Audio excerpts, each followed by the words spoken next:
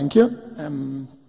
Okay, so I'm being told that I don't have too much time, so let me just start by thanking the ICAPS community in general, the ICAPS committee, and also Hector Geffner, my supervisor, who is somewhere around there. So I just wanted, in these 3 minutes, I just wanted to give a super quick overview of the high-level contributions of the thesis. And my thesis was called Effective Planning with Expressive Languages. And, well, you know, the title says it all, but basically the main goal of the thesis was to develop efficient techniques in order to planning when we want our modeling languages to have higher expressiveness, so more expressive modeling features. Okay, just to contextualize, this is in the context of classical planning, so this is deterministic, fully observable planning, and the thesis mostly applies to satisficing planning, although it's a bit relevant for optimal planning as well. So I have just listed 2 main contributions of the thesis here. The first, as I said, is the development of heuristics that can actually support these more expressive features, that can actually support these ideally first-order planning languages. And by this I mean multi-value languages with support for functional symbols and existential quantification. This is in these 2 papers here, but basically these are heuristics based on the relaxed planning graph, which are worst case intractable, but we compute them kind of effectively in practice through constraint satisfaction techniques.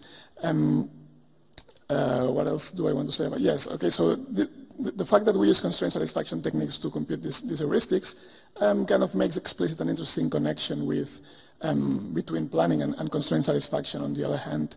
And so, for instance, we can use the language of constraint programming when we define our planning language, meaning, for instance, that I can use, in my PDDL, I can use global constraints or this type of constructs from the world of CP.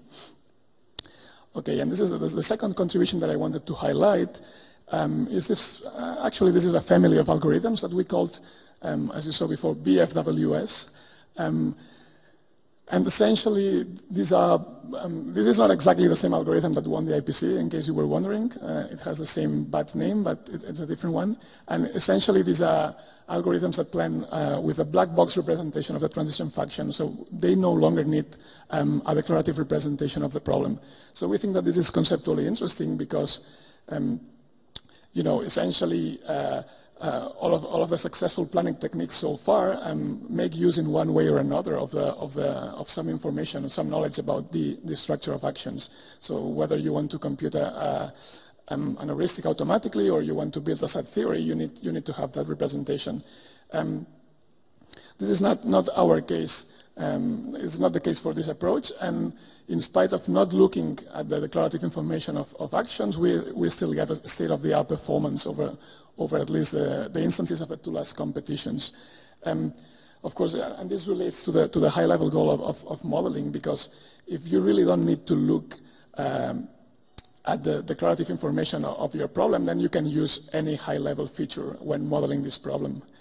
Okay, so I think I don't have too much more time, so the details are on this paper here.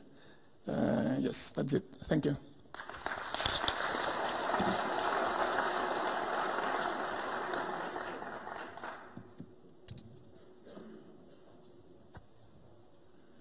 Is there time for questions? Go ahead and have 1 or 2 questions. Yeah, so I think I can take 1 or 2 questions. Or no question as well.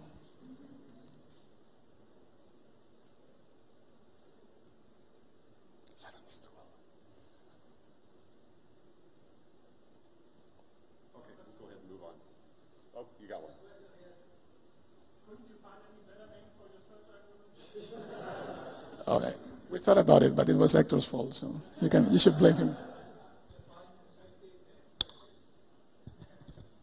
Sorry, who said that? Okay, so basically when I say effective, I mean that they work out in practice. So as I said, they are kind of worst case intractable. And expressive here, very informally, just means, I don't know where I'm looking because I didn't see you, but okay, thanks. And expressive here means you know, modeling features which are more in a first order logic context, not just propositional.